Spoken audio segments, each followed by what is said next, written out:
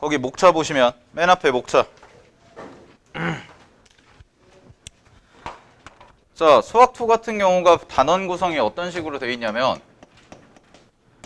첫 번째 1단원이 함수의 극한과 연속 이라고 해서 나오고,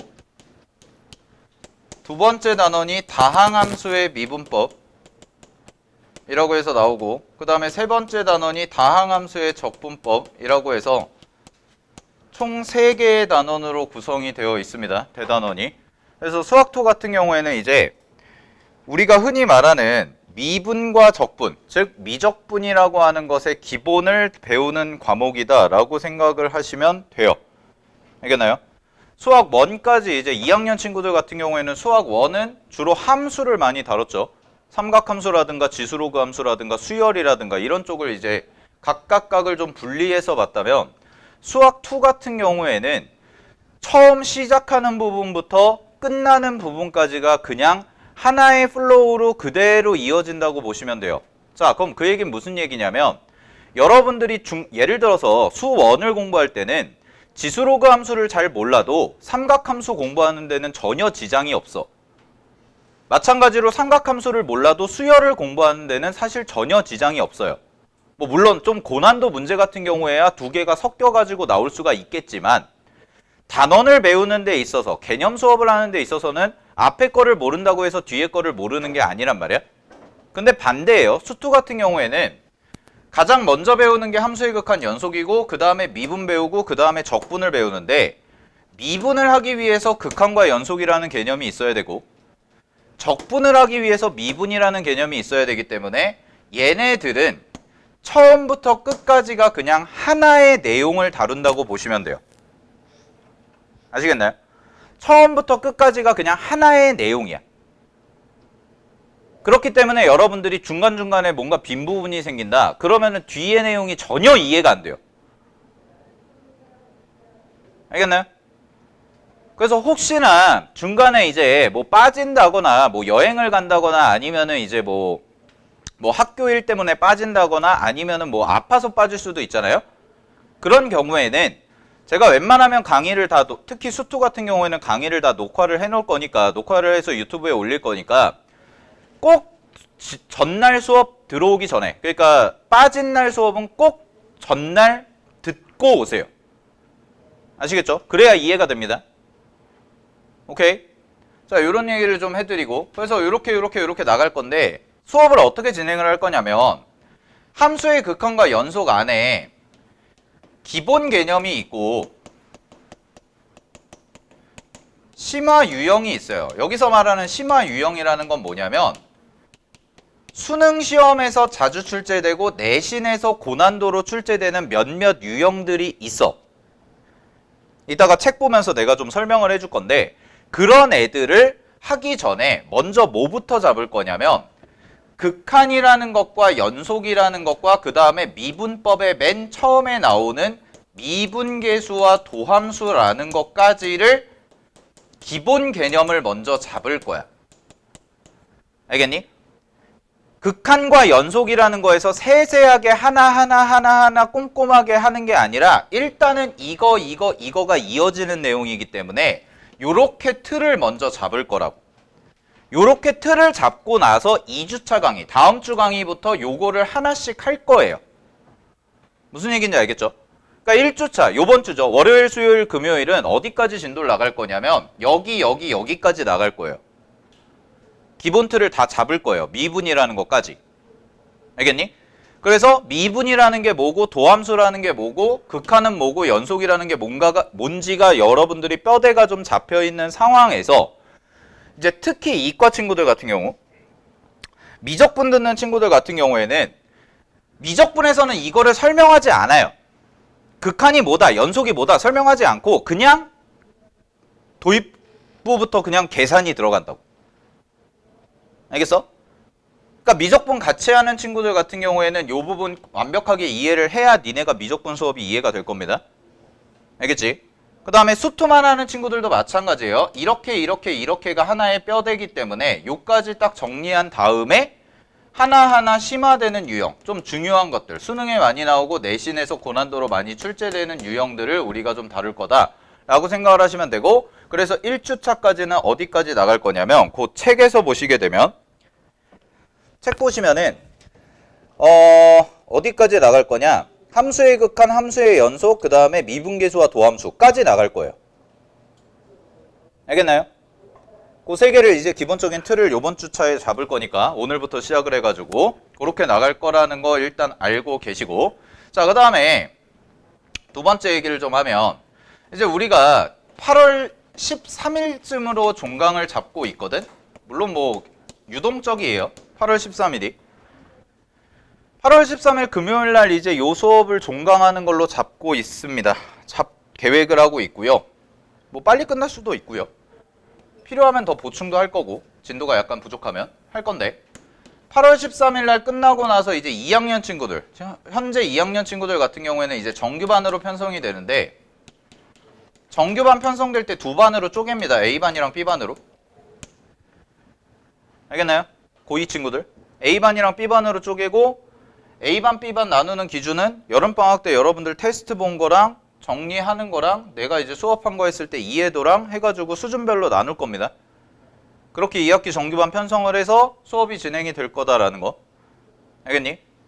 오케이? 그러니까 여러분들이 여름방학 때 얼마나 열심히 하냐에 따라서 A반이냐 B반이냐가 나눠진다라고 생각하시면 됩니다. 알겠나요? 그래서 A반, B반 교재도 좀 다를 거고요. 수업 내용도 좀 다르게 진행을 해서 차별화를 두고 진행을 할 거다라는 거 좀 알고 계시고, 그래야지 여러분들 실력이 느니까. 자, 그 다음에 2학기 때 돼가지고는 이제 2학기 되면은 기본적으로 수학 2에 집중적으로 공부를 해야 되는데, 이 수학 2라는 과목 자체가, 잘 봐. 여러분들 현행 수능이 뭐 지금 고1 친구들도 있고 고2 친구들도 있지만 수능 똑같이 적용이 되는 건데, 공통 과목이 있고 선택 과목이 있죠.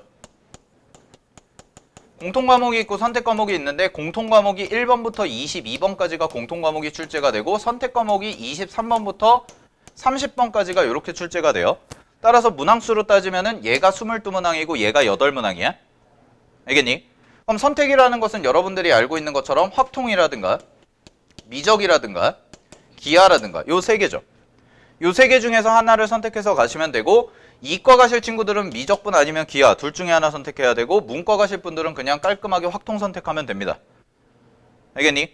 자, 이런 식으로 이제 구성이 되는데, 공통 과목에 들어가는 게 이제 수1과 수2죠. 근데 현행 수능, 그러니까 지금 여러분들이 앞으로 보게 될 수능에서는 이 공통 과목 두 개가 굉장히 고난도로 출제가 될 거다. 뭐 올해 첫 해니까 뚜껑을 열어봐야 알겠지만, 현재까지 이제 고3 친구들, 여러분들보다 선배인 애들이 이번 올해 모의고사를 봤을 때 수1과 수2가 되게 어렵게 출제가 되고 굉장히 비중이 높습니다. 아시겠나요?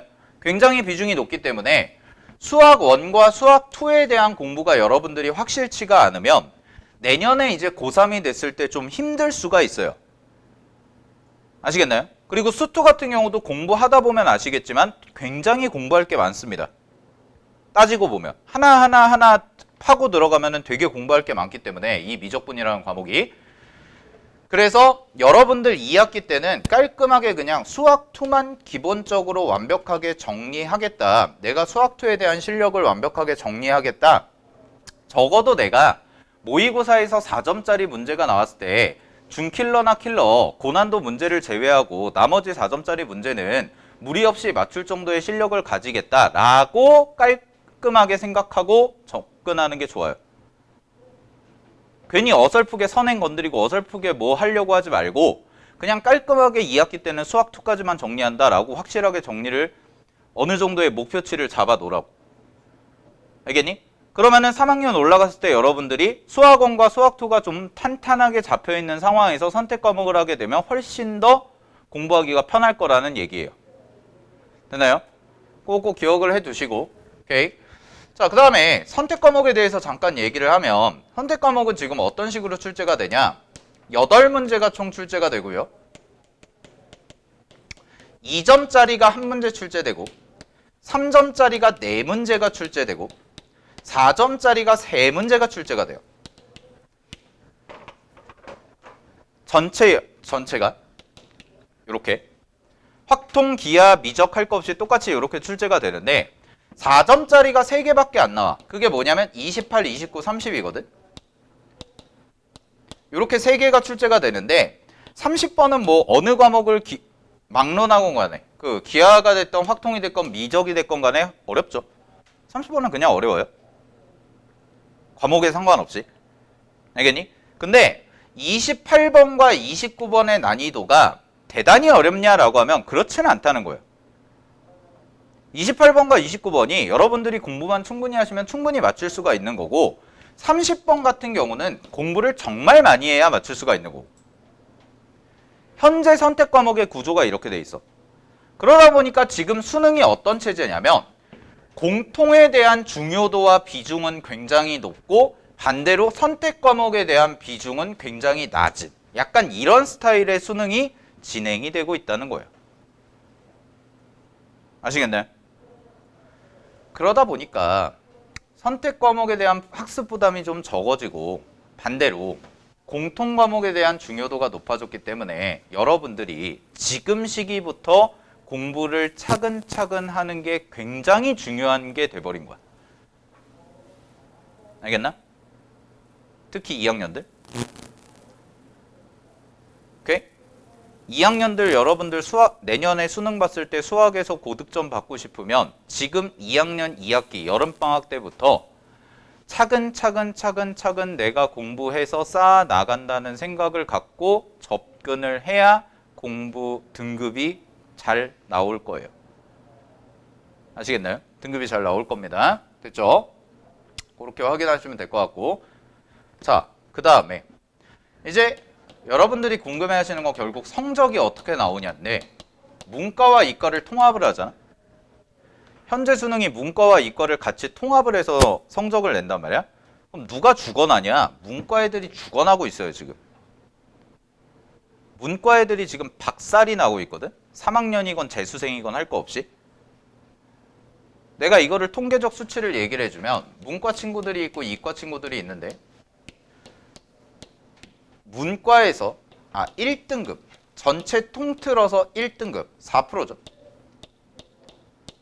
그럼 이게 인원수가 요번에 몇 명이었냐면 몇 명이었더라? 16,000 몇 명이었어요. 16,200명 정도 됐어요. 6월 평가원 기준으로. 올해 봤던 6월 평가원 모의고사 기준으로 16,200명 정도가 1등급에 문과 이과 합쳐서 1등급에 해당이 되는데 이 1등급 인원 안에 확통 선택자와 미적분 기하 선택자의 비율이 어떻게 되냐? 4대 96이야. 1등급의 96%가 이과고 1등급의 4%가 문과야. 그래서 얘가 대략 인원이 662명인가 정도가 되고 나머지 만 몇천 명이 이과예요. 자, 그럼 두 가지 시사점이 있어요. 잘 보세요. 일단 문과. 문과는요. 현재 수능 체제에서는 가장 치명적인 단점이 뭐냐면 등급 따기가 어렵다는 거야. 등급 따기가 어려워. 즉, 내가 정말 수학 공부 열심히 하고 내가 정말 문과에서 잘한다고 생각을 했는데 문과랑 이과를 합쳐가지고 지금 성적을 내다 보니까 작년 같은 경우만 해도 문과 따로 성적 내고 이과 따로 성적 낼 때는 그래도 막 1등급 나오고 했었는데 지금은 문이과가 통합된 상황에서 성적을 내버리니까 내가 원래 문과에서 1등급이었는데 문이과 합치고 나서 보니까 2등급이 되는 거야. 되나요?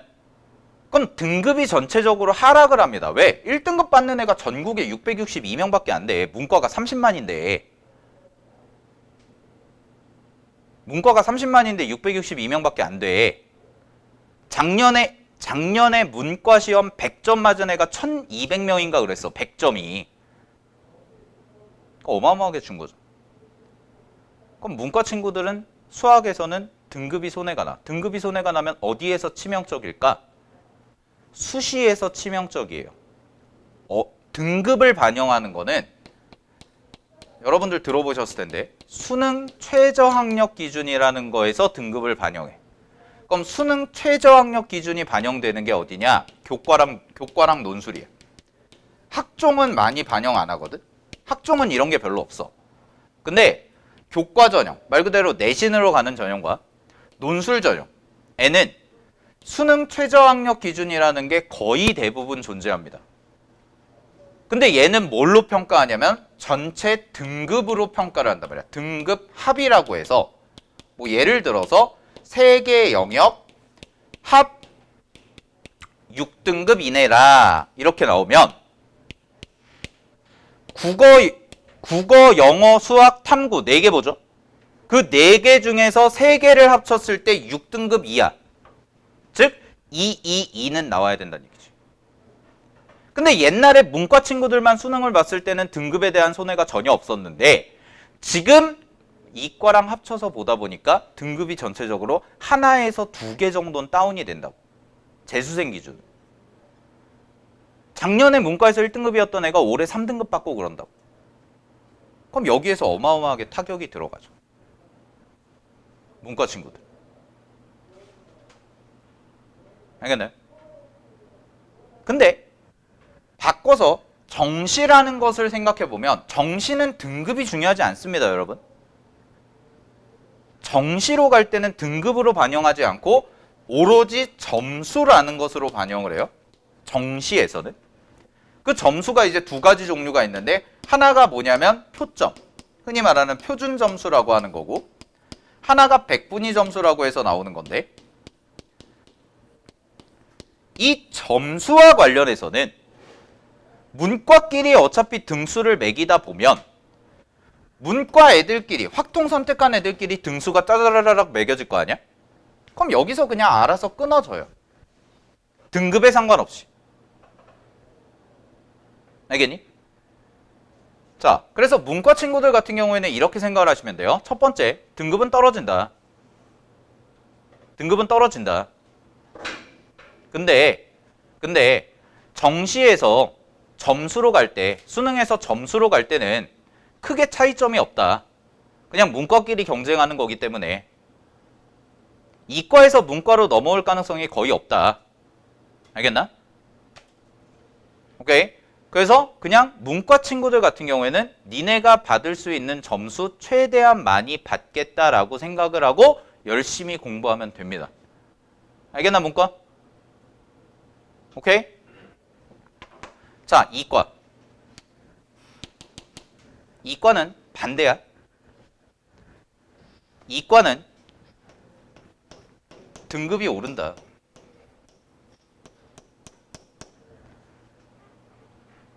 작년에 가형, 흔히 말하는 이과 친구들만 경쟁했을 때 2등급, 3등급 받던 애가 문이과 통합을 하니까 1등급이 되는 경우가 많다. 오, 그럼 성적이 올랐다라고 생각을 하는데 절대 아니다. 잘 봐. 이과는 1등급이 목표가 아니에요. 상위권 대학 가려면. 왜냐면 작년에 이과 애들이 15만 명이 봤어. 이과 애들만. 그러면 여기서 4%를 때리면 1등급이 4%니까 여기서 4%를 때리면 6천 명 정도가 되고 2등급까지라고 생각하면 11%라고 치면 16,500명 정도가 되는데 그럼 얘가 1등급 컷이고 얘가 2등급 컷인데 올해 같은 경우에는 문이과 토탈 합쳐서 40만 명 정도라고 치면 40에서 45만 사이라고 치면 4% 정도가 아까 얘기했던 것처럼 몇 명? 16,200명 정도가 되고 11%가 되면 여기에 40만 명에다가 11% 떼내면 4만 4천 명 정도가 되죠.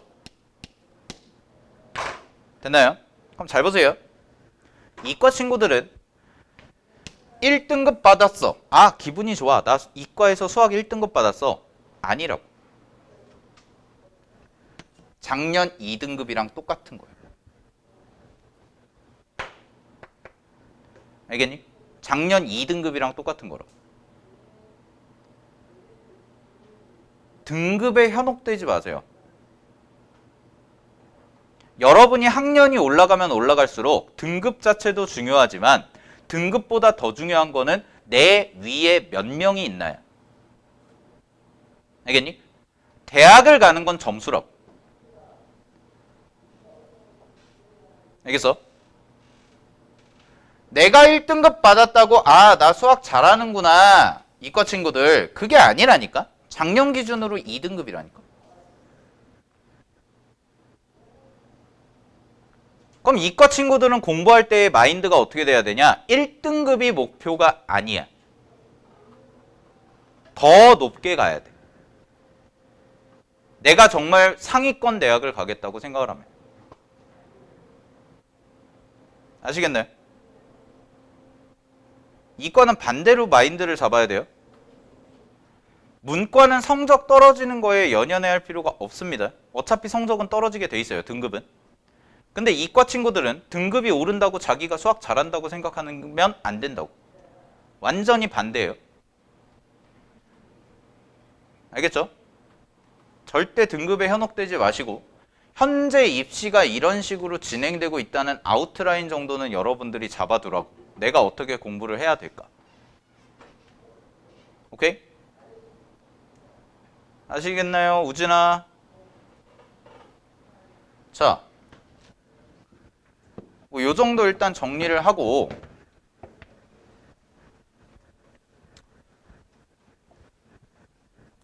요게 이제 여러분들이 앞으로 닥칠 미래라는 거. 알겠지? 자, 그럼 이제 진도 나가겠습니다. 8페이지 보세요.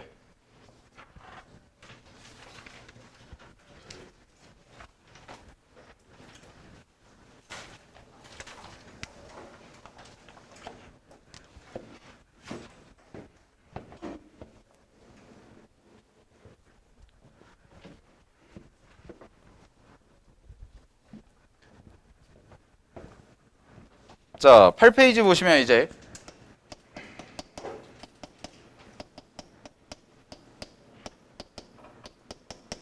함수의 극한이라는 새로운 단원이 나오는데 거기 교재 보시면은 수렴이라는 단어가 보이실 거고요. 옆 페이지 보시면 발산이라는 단어가 보이실 겁니다. 자, 그거부터 간단하게 정리를 하겠습니다. 자, 보세요.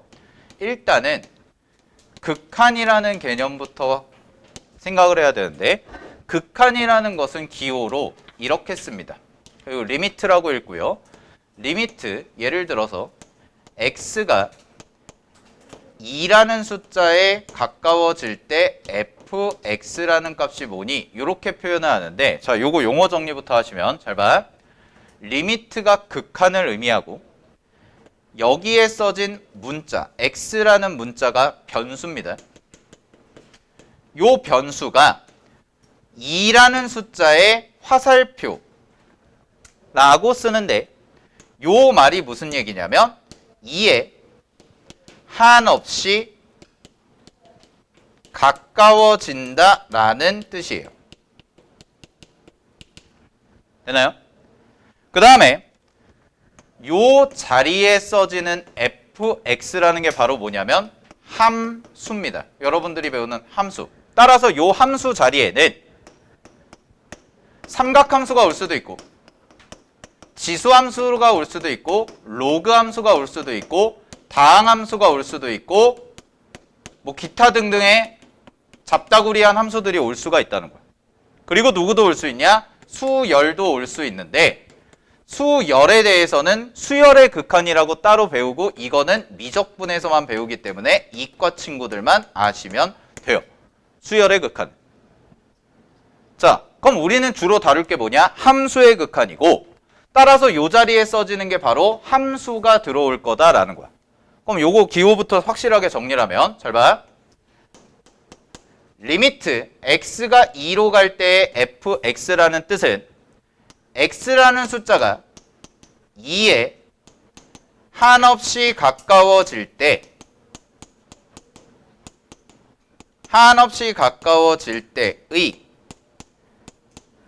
fx의 값이 어떻게 될까? 늘 물어보는 게 함수의 극한이에요. 이거예요. 되나요? 자, 다시 정리하면 위를 빼자. 갑니다. 요 기호의 뜻은 x라는 문자가 2에 한없이 가까워질 때 이 fx라는 함수 값은 어디로 가게 되겠니? 를 물어보는 게 함수의 극한이에요. 그러면 두 가지 결론이 나와. 물어봤잖아. 답이 나와야지. 두 가지 결론이 나와. 하나는 뭐냐? 첫 번째, 어떤 특정한 값에 가까워지는 경우가 있고, 두 번째는 뭐냐면 한없이 커지거나 작아지는 경우.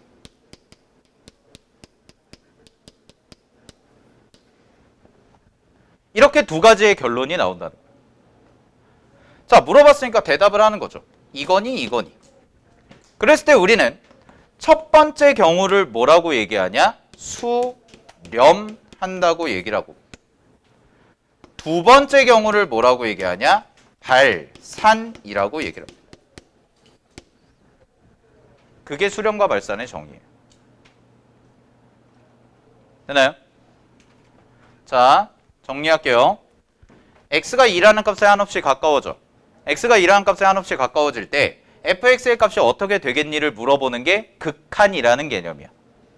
됐니? 그럼 그 극한을 물어봤으니까 뭐가 돼야 돼? 결과가 나와야죠. 그 결과가 뭐다? 특정한 값으로 가면 수렴. 어떤 한없이 커지거나 한없이 작아지는 경우가 나온다? 발산. 그러면 극한을 계산했을 때의 결론은 두 가지밖에 없습니다. 수렴 아니면 발산. 오케이? 자, 그럼 예를 들어서 해볼게요.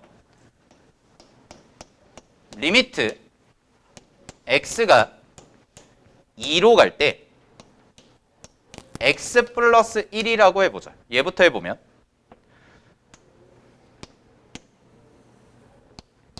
x 플러스 1이라는 함수를 하나 그려보면 이런 함수가 되고 이렇게 나오겠죠. 됐니? 자, 근데 2에 한없이 가까워지잖아? 그럼 2라는 숫자가 어딨나 봤더니 2가 이쯤에 있을 것 같아. 그래서 여길 2라고 이렇게 잡았어. 자, 그럼 잘 보세요. x라는 문자가 2에 한없이 가까워진대. 그러면 이게 x축이지. 맞나요? 이게 x축인데 여기에 써져 있는 게 2라는 거잖아. 그럼 이 2에 가까워지는 방법이 이렇게 가까워질 수가 있죠. 즉, 자, 숫자로 보여줄게. 2라는 숫자가 있어. 2라는 숫자가 있을 때 1.9, 1.99, 1.999 이렇게 1.9, 1.99, 1.999, 1.9999 해서 2라는 숫자에 도달하는 방법이 하나가 있지. 됐니? 자, 그 다음에 잘 봐. 2.1, 2.01, 2.001 이런 식으로 해서 쭉 가서 2.000000001 이면 2에 가까워지죠. 즉 2라는 숫자에 가까워지는 방법은 첫 번째 방법이 있고 두 번째 방법이 있다는 거예요. 근데 첫 번째 방법은 어떤 거냐면 2라는 숫자보다 작은 쪽에서 가까워지는 거고, 얘는 2라는 숫자보다 큰 쪽에서 가까워지는 거죠. 자, 그럼 우리는 이런 걸 뭐라고 할까요? 첫 번째 경우를 뭐라고 할까? 배웠다며? 윤서, 뭐라고 해? 자, 잘 보세요. 용어 개념 확실하게 잡아. 2라는 것에서 잘 봐. 2에 가까워지는데 2보다 작은 쪽에서 점점 가까워지고 있단 말이야. 이렇게. 그럼 얘를 뭐라고 하냐? 왼쪽에서 온다 라고 해서 좌극한이라고 해요. 되나요? 왼쪽에서 온다고 해서 좌극한이라고 합니다. 자, 그 다음에 2보다 큰 쪽에서 한없이 가까워지죠. 이렇게. 그럼 얘를 뭐라고 한다? 2보다 오른쪽에서 온다고 그래서 우극한이라고 해요. 자, 그럼 정리하면 이런 얘기네요. 2라는 곳으로 가까워지는 방법은 두 가지입니다. 첫 번째, 작은 쪽에서 가까워지는 거 하나. 두 번째, 큰 쪽에서 가까워지는 거 하나. 그래서 작은 쪽에서 가까워지는 거를 방향성을 봤을 때 2보다 왼쪽에서 가까워지니까 우리가 얘를 좌극한이라고 얘기하는 거고, 반대로 2보다 큰 쪽에서 가까워지면 오른쪽에서 가까워지고 있기 때문에 얘를 우극한이라고 얘기를 한다. 됐나요? 그래서 좌극한, 우극한이라는 개념이 나온 거예요. 자, 그럼 다시 복귀. 극한이라는 게 뭐라고 했냐면 2에 한없이 가까워질 때 fx의 값이 어떻게 될까라는 걸 물어보는 게 극한이라고 그랬잖아. 그럼 잘 봐. 여기 그림. 얘가 fx지. 이게 x야. 오늘 이것만 잘 구분하면 돼. 이게 fx고 이게 x야. 그럼 잘 봐. 왼쪽에서 이렇게 와. 그러면 x의 값에 대응되는 함수 값들이 이렇게 가죠. 그럼 이렇게 오네요. 방향이. 그래프를 따라오면. 자, 그 다음에 보세요. 이쪽에서도 여기서도 요렇게 해서 이렇게 가까워지니까 이렇게 들어오죠. 그럼 잘 봐. 왼쪽에서 오는 극한 값, 오른쪽에서 오는 극한 값이 하나의 지점으로 도달하지. 근데 그 지점이 얼마냐라고 봤더니 x가 2니까 여기다가 2를 대입해보면 3이라는 값이 나오죠. 2 더하기 1. 오, 그래서 요거를 뭐라고 한다? 극한 값이라고 하고, 즉 리미트 x가 2로 갈 때 x 플러스 1이라는 것은 3입니다 라고 대답하면 된다는 거죠. 이게 극한의 정의예요. 수학2의 모든 학문은 여기서부터 시작합니다. 알겠나요? 개념 정확하게 잡으십시오. 알겠니? 알고 있었던 것도 대충 알려고 하지 말고 지금 한 번 알 때 확실하게 알겠다 생각을 해. 처음 배우든 처음 배우지 않든 예전에 배웠던 거든. 알겠어? 좌극한이 뭐니라고 했을 때 대충 뭐 왼쪽에서 오는 극한이야. 이렇게 뭉뚱그려서 해석하지 말라고. 한 번 공부할 때 제대로 해. 나중에 볼 시간 없어. 알았어? 나중에 볼 시간 없다 얘들아. 니네 2학년 500일 안 남았다. 알겠니? 이제 한 480 며칠 남았다. 내년 수능까지. 니네 딴 거 볼 시간 없어. 니네 수학만 해서 대학 갈 거야? 아니잖아. 국어도 해야 되고 영어도 해야 되고 탐구도 해야 되고 학점 쓰면 자소서도 써야 되고 면접 준비도 해야 되고 논술 준비도 해야 되고 잠도 자야 되고 놀기도 해야 되고 바람도 좀 쐬야 되고. 그지? 시간 없어요. 알겠어? 동우진, 눈 떠. 눈 감지 마. 잘 봐. 한 번 배울 때 제대로 배워. 알겠어? 제대로 가르쳐 줄 테니까 한 번 배울 때 제대로 배우라고. 그래야 니네가 2학기 정규과정 갔을 때 개념 때문에 안 애매. 2학기 때 정규반 되면 여러분들 개념을 다시 복습하는 게 아니라 니네가 배운 지금 여름방학에서 배운 개념을 가지고 문제를 푸는 법을 배워야지. 알았니? 숙제 많이 안 내줄 거예요. 여름방학 때는. 과도하게 내주지 않을 거라고. 내가 개별적으로 조정을 할 거라고. 대신에 내가 마풀교과서라는 책을 고른 이유가 이 책은요, 여러분들 수능 볼 때까지 계속 봐야 되는 책이에요. 개념서예요. 이거 요번 방학 때 보고 끝! 아니야. 알았어? 잘 정리를 하라고, 여기다가. 오케이? 니네 나중에 공부하다가 잘 모르는 부분 있으면 다시 봐야 될 거 아니야. 다시 보는데 다시 수업 들을래? 좋은. 그럼 돼, 안 돼? 다시 개념 수업 들을래?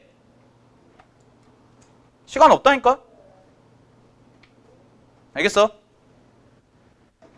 자, 그럼 다시 볼게요. 그럼 이런 거 해볼까, 이번에? 또 하나? 갑니다.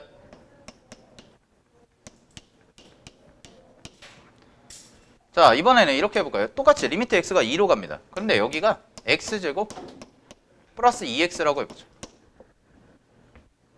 그럼 x제곱 플러스 2x라는 그래프를 여러분 그려볼까요? 요거 그래프를 그리면 2차 함수니까 이렇게 돼서 얘가 마이너스 2가 되고 얘가 0이 되는 이런 구조가 되겠죠? 그죠? 되나요? 자, 그럼 요 함수가 뭐냐? x제곱 플러스 2x입니다. 자, 그럼 쌤이 뭐라고 그랬어요? x가 2로 갈 때 x제곱 플러스 2x는 얼로 가니? 물어보는 게 극한이라고. 그러면 여기가 2라는 게 어딨나 살펴보면 잘 봐. 이쯤으로 또 연장을 해서 이렇게 2라고 잡아봐. 그럼 이렇게 2라고 잡아보면 오! 왼쪽에서 오는 극한 좌극한, 오른쪽에서 오는 극한 우극한인데 그래프로 눈을 돌리면 요 x값이 이렇게 가까워짐에 따라서 함수값도 이렇게 가까워지고 마찬가지로 큰 쪽에서 오는 극한도 이렇게 대응돼서 가까워지면 이렇게 도달을 하지? 그러면 보라색 화살표와 주황색 화살표가 동일한 지점으로 가네? 그지? 그럼 그때의 값이 얼마일까를 생각해보면 그때의 값이 2를 대입해봤더니 얼마야? 8이네. 그럼 우리는 이걸 뭐라고 얘기할 수 있어? 리미트 x가 2로 갈 때, 즉 x가 2로 갈 때의 x제곱 플러스 2x라는 함수는 8에 가까워집니다 라고 얘기할 수 있죠. 그럼 이거를 우리가 배운 용어로 쓰면 8에 뭐한다? 수렴한다고 얘기하는 거라. 되나요? 자, 근데 이런 경우도 있을 것 같아요. 봅시다. 리미트 x가 무한대로 갑니다. 자, 이게 무한대라는 기호야. 무한대로 갈 때, 잘 봐잉. 요 자리에 로그 2x가 들어갔다고 해보자. 배웠죠? 로그 2x. 자, 그럼 로그 함수의 그래프를 그려보면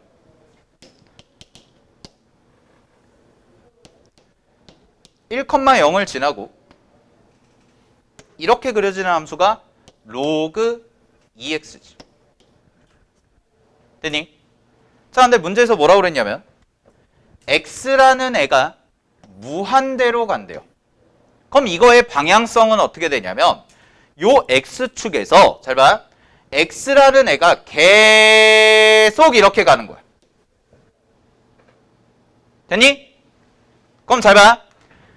그러면 이 함수는 어디로 갈까요? 라고 얘기하면 커지고 계속 함수값이 어떻게 돼? 이런 식으로 가죠.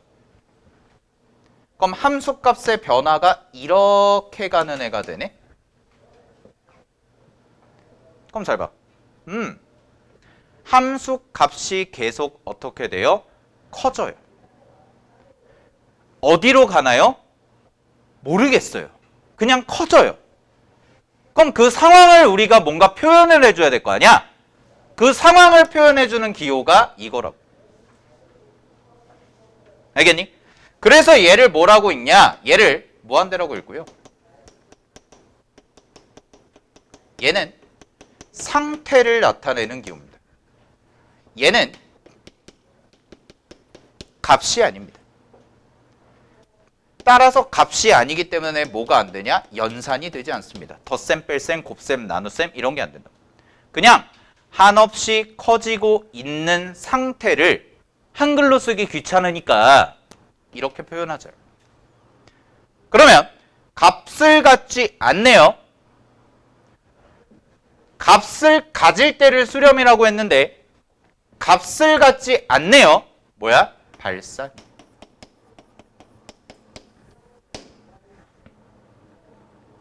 되나요? 이런 걸 발산이라고 합니다. 되니? 교재 정리할게요. 보세요. 자, 8페이지 가겠습니다. 자, 1번 보시면 박스 봐. 함수 fx가 x의 값이 a가 아니면서 밑줄 a에 한없이 가까워질 때 a에 한없이 가까워질 때 우리는 fx의 값이 일정한 값 l에 한없이 가까워지면 함수 fx는 l에 수렴한다. 네모 수렴한다.